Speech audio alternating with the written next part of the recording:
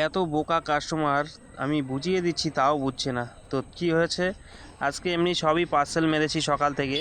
তো একটা আমি সেক্টর 2 থেকে বারাসাতে পার্সেল ধরি পোর্টারে, তো আমাকে দেখাচ্ছিল 226 টাকা।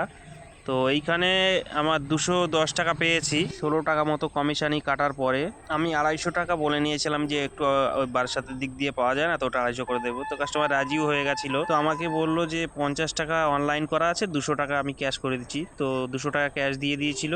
তারপরে রেকর্ডিংটা শুনুন, আমি বলছি পরে। আচ্ছা, একটা জিনিস আপনাকে 200 টাকা দিয়ে দিচ্ছি, 50 টাকা আপনার আগেই পেয়ে যাওয়া উচিত, মানে ফ্রম পোর্টাল। ঠিক আছে, বুঝলাম না ব্যাপারটা। পোর্টারে আপনার আমার এখানে সামাও বিলটাকে ভাগ করে দিয়েছে, বুঝছেন? 50 টাকা দেওয়া আছে। হ্যাঁ, 50 টাকা দেওয়া আছে, আমি 200 টাকা দিয়ে দিচ্ছি। তারপর ড্রপ লোকেশানে গিয়ে আমি ওটা দিয়ে দিয়েছি, দিয়ে আমি দেখলাম যে ওখানে জিরো পেমেন্ট, মানে পুরোটাই অনলাইন হয়ে আছে। তারপর আমি ফোন করলাম যে এরকম আপনার পেমেন্টটা মনে হয় পুরোটাই অনলাইন হয়ে গেছে, টাকাটা ফেরত দেবো বলে আমি ফোন করেছিলাম। তারপর কি বলছে শুনুন। হ্যাঁ, বলুন।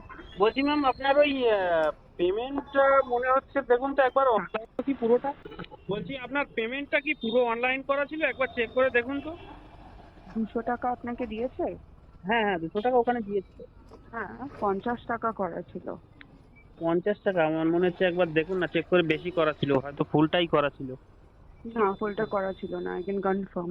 না, ফুলটা করা ছিল না, আই ক্যান কনফার্ম। ও আচ্ছা, ঠিক আছে তাহলে ম্যাম।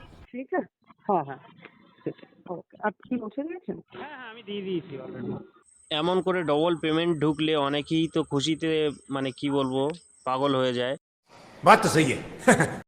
আর আমি ফেরত দিতে চাচ্ছি, তাও কাস্টমার নিতে চাচ্ছে না। কি বলবেন এইসব কাস্টমারদেরকে নিয়ে।